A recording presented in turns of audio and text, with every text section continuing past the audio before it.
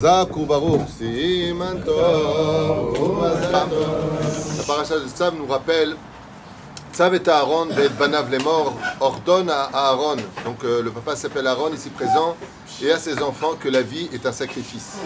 Quand on veut, Be'ezrat Hashem, réussir à emmener ses enfants vers le chemin de la droiture, de la lumière de la Torah et de ses mitzvot, alors si tu ne fais pas de sacrifice, il est évident que la priorité de toutes les mitzvot et de toute notre vie, que ce soit pour les vacances, que ce soit pour les choix de nos vies, doit être en coordination avec l'éducation de nos enfants.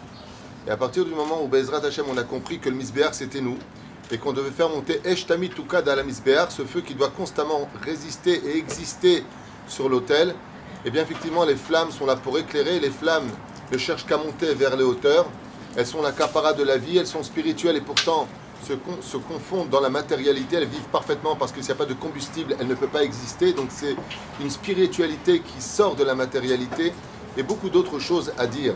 Ceci étant, le Shulchan Aruch a fixé 4 plus 1. Mazé 4 plus 1, 4 mitzvot de la Torah, plus 1. La première de la Moulet Beno, le père a l'obligation de faire la Brit Mila, donc je crois que c'est fait. On fait la Brit Mila, Nachon. C'était ton grand-père, le Sandak, si je me rappelle bien.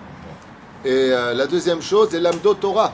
Le père a l'obligation d'apprendre la Torah à son fils. L'obligation, c'est pas facultatif, c'est pas ce qu'il veut et ce qu'il veut pas. Si vous me dites et il sait pas, dans ce cas-là, le Shulchan Aruch rappelle que le père a l'obligation de louer un rav qui lui apprendra la Torah. Pourquoi?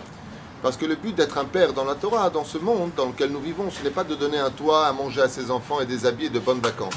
Le but, à part cela, bien sûr, c'est de l'emmener vers les Chaye Olam Haba, qu'il soit héritier du monde futur.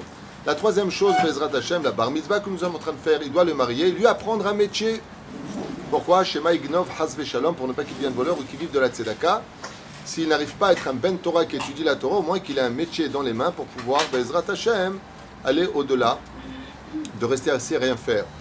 Oufren, et pour finir, Yesh Shomrim, les lamdo l'isrot, à cause de ce qui s'est passé en Égypte où le pharaon avait ordonné de jeter tous les premiers-nés à l'eau, il ne savait pas nager, et donc Yesh Mizvah, les lamed, de prendre vos enfants, Bémet, c'est pas une blague, et de leur apprendre à nager.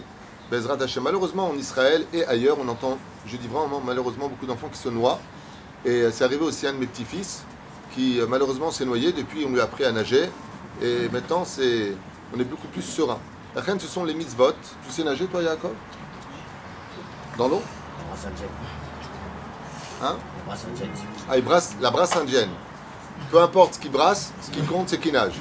La reine Be'ezrat Hashem vous souhaite un grand Mazel Tov avec ces quelques halachot qui nous rappelleront de mettre tes tefilines au bon endroit. Et maintenant que tu es devenu un homme, hein, ça y est, hein, par mitzvah, tous les matins on te voit assis. Be'ezrat Hashem Barach, c'était ce couleur ben achat, surtout que Yaakov c'est un tzaddik, il est né de tzaddik et à 120 ans il partira de tzaddik. Les Shema Teora, les Haim Tovim Shalom pour toute la mishpacha, un grand Mazel Tov.